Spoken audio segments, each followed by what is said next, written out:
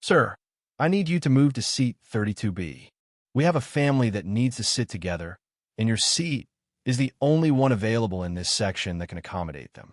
The words were spoken with that practiced corporate sweetness, not unkind, but resolute. The woman standing before him wore a navy blazer, a plastic name tag that read Melissa, and an air of someone just trying to get through another flight without incident. 78-year-old Sergeant Franklin D. Harris looked up from his aisle seat in row 14, blinking slowly. His fingers rested lightly on the edges of the well-worn paperback in his lap, a military history book about the Battle of Khe Sanh, a place he'd once known not from ink and pages, but from dust, sweat, and blood. "This is my assigned seat," Frank replied, his voice soft and even. "I chose it specifically. I paid extra for the aisle so I could stretch this leg out." He tapped the side of his left knee, the one that hadn't worked right since a firefight in the jungles of Vietnam when he was just 22. Melissa's smile tightened almost imperceptibly. "I understand, sir, but we're trying to keep a mother and her 2 young children together. It's our policy to prioritize families, especially when small kids are involved. It's only for this one flight." Frank nodded, slowly closing the book. He knew where this was going.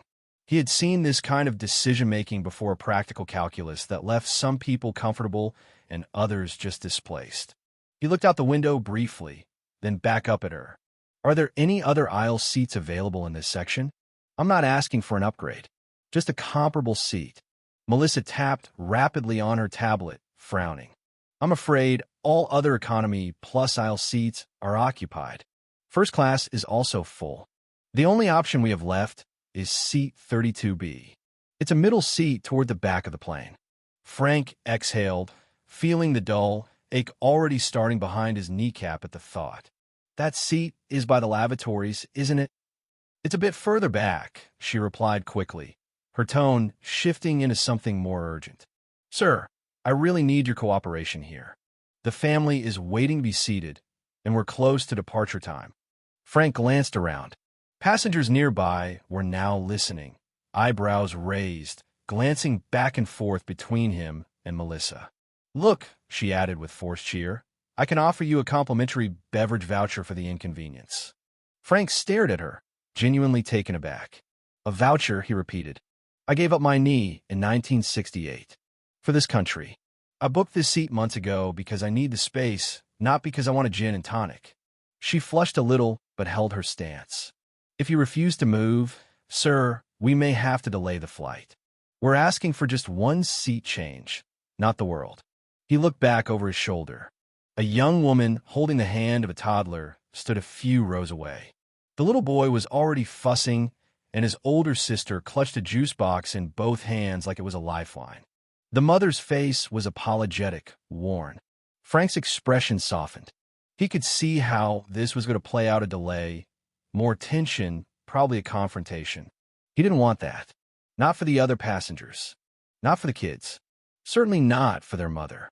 "All right," he said, slowly unbuckling his seatbelt.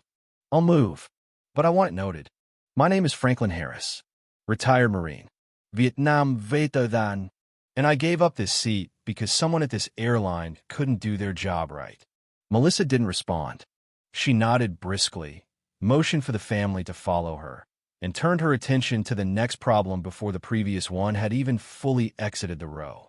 Frank stood slowly, gripping the headrest in front of him as he worked his way into the aisle. The pain came quickly sharp, concentrated behind the knee as he began the long, stiff shuffle toward the back of the plane. He reached row 32, seat B, a middle seat between a young man blasting music through leaky earbuds and a broad-shouldered man eating something pungent out of a foil packet. With a small sigh, he wedged himself in. His knee immediately howled in protest. The air around him felt tighter back here, hotter, and in that moment, it wasn't just the discomfort or even the pain that cut deepest, it was the casual disregard.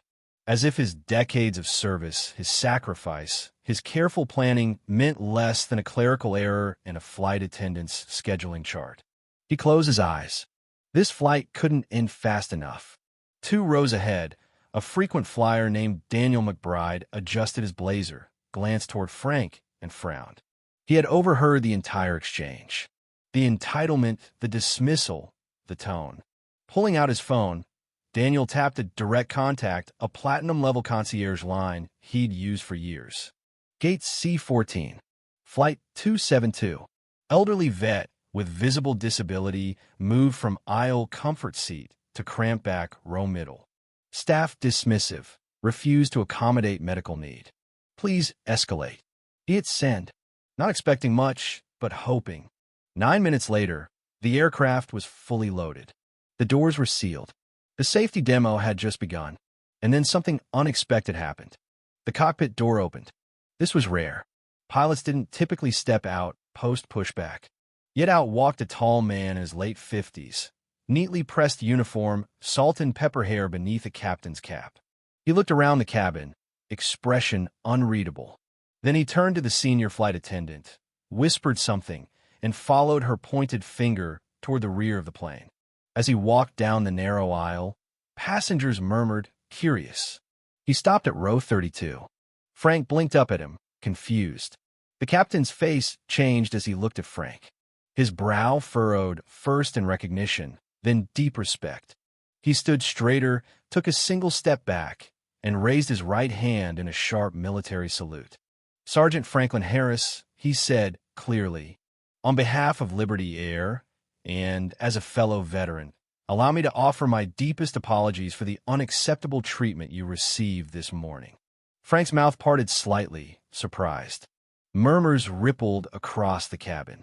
The young man with earbuds paused his music. The larger man stopped chewing. I served 20 years in the Air Force, the captain continued, and I was just informed by our operations center that a serious error was made in removing you from your reserved seat, one that you selected and paid for due to a documented medical necessity. He turned to face the cabin. Ladies and gentlemen, he said, his voice carrying with clarity and calm. This man beside me gave his leg to this nation. It's not our policy to ignore that, and I want to make it right. There was a brief silence. Then, before the captain could even make the request, a man from first class stepped into the aisle. He can take my seat, the man said. No need to explain. The captain smiled, nodded once in gratitude, and turned back to Frank. Sergeant, if you'll allow me, I'd like to escort you to seat 1A. We'll ensure your comfort for the remainder of this flight, and we'll be having a conversation with our cabin staff about appropriate discretion and respect moving forward. Frank blinked, then nodded. The captain offered an arm. Together, they walked up the aisle in silence, passengers parting like a tide, many offering quiet thanks or nods of respect. Once seated in 1A, Frank finally exhaled. The pain in his knee eased immediately in the extra space. A hot towel appeared, a glass of water. Someone brought him a small card that read, "Thank you for your service." When the flight landed in Boston, Frank was met by a representative from the airline, who handed him a handwritten note from the CEO, a refund for his original ticket, and a voucher for future travel for both him and his granddaughter. He'd made it. He was there for her graduation. And though systems might fail and people might falter, that day reminded him, sometimes dignity isn't something you have to demand. Sometimes all it takes is one voice to raise the flag and one leader to salute it. And somewhere over the clouds, at 30,000 feet, honor found its altitude again.